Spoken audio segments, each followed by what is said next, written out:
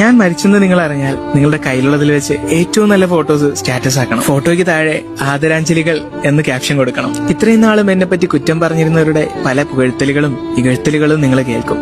കാര്യമാക്കണ്ട, ഞാൻ എന്തായിരുന്നു എന്ന് നിങ്ങൾക്കറിയാലോ. പിന്നെ കാണാൻ വരുമ്പം ആരും കരയരുത്.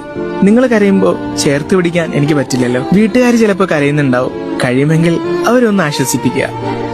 പള്ളിക്കാട് വരെ എനിക്ക് കൂട്ടായിട്ട് വരിക. പിന്നെ അവസാനമായിട്ട് ഒരു പിടി മണ്ണ് എന്റെ മേലേക്ക് ഇട്ടിട്ട് തിരികെ പോവുക.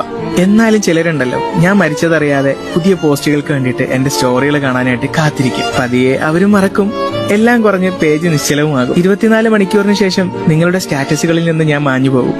ഗ്രൂപ്പുകളെല്ലാം ആദരാഞ്ജലികൾ കൊണ്ട് നിറയും. പതിയെ പതിയെ എല്ലാവരും എന്നെ മറക്കും. പിന്നീട് എന്റെ ഈ പേജിൽ പോസ്റ്റുകളൊന്നും വരാതെ ആവും. പേജിന്റെ റീച്ച് പതിയെ പതിയെ കുറഞ്ഞ് അങ്ങ് ഇല്ലാണ്ടാവും.